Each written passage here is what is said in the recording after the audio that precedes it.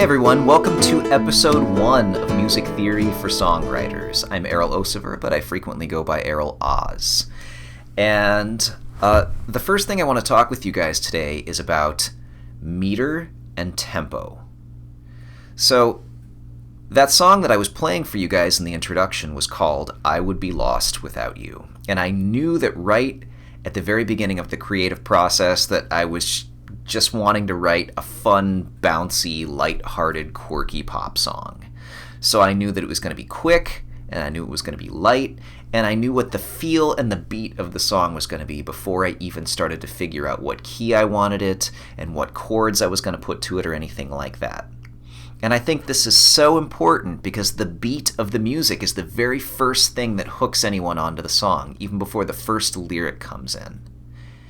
So the next thing I want to encourage you guys is get a hold of a Digital Audio Workstation, or a DAW for short. A DAW is a computer program that basically helps you track and record your music. And examples of DAWs include GarageBand, which is free if you have an Apple computer, Logic, which is basically GarageBand on steroids, and Pro Tools First, which is a free version of Pro Tools, or Cubase. These are all examples of DAWs. And when you start working on a new song in a DAW, some of the first things that you'll notice in the menu up at the top are what is the tempo, what is the time signature, and what is the key of the song. So, start with the tempo. Now, the tempo click for I Would Be Lost Without You is 160 beats per minute. You're frequently going to see a number that represents beats per minute in your song.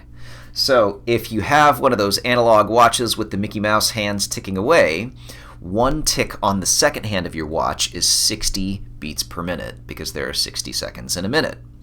Now, a lot of rock music and pop music tends to fall in the 120 beat per minute range, which is about 2 beats per second. So think about how fast you want your song to be. And the other thing you can do is if you're not sure how many beats per minute your song is, but you've kind of got the idea in your head, download a metronome app on your phone and use the little button that says tap. A lot of metronomes will have this tap function. So tap the beat and it will tell you approximately how many beats per minute your song is. So again, this song mapped out at about 160 beats per minute when I went into the studio to record it. Now, the other thing that we need to talk about as well is meter. And in order to really understand meter, we need to know what a time signature is. A time signature basically tells us how many beats we're going to have in a repeating pattern called a measure. So, this song is in 4/4 time, which is also known as common time, because it is the most common time signature. We have 4 beats in our measure. So I'll count it out for you guys. 1, 2, 3, 4, 1, 2, 3, 4, 1, 2, 3, 4, 1, 2, 3, 1, 2, 3, 4, 1, 2, 3, 4, 1, 2, 3, 4, 1, 2, 3, 4. So you can feel that there's a repeating pattern of 4 beats that's happening, and that pattern of 4 beats is called a measure. So, in other videos, we're going to talk about other time signatures, such as 3/4 or 3/8, or compound meters, such as 6/8, things like that.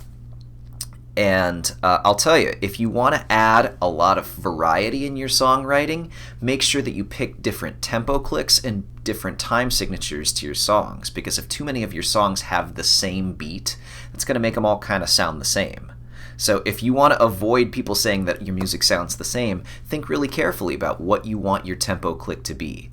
And like I said, I can think of so many songs that have great examples of fantastic beats, like When the Levee Breaks by Led Zeppelin. That is an iconic drum beat. So that beat grabs you from the very first second that that first explosive kick drum hits.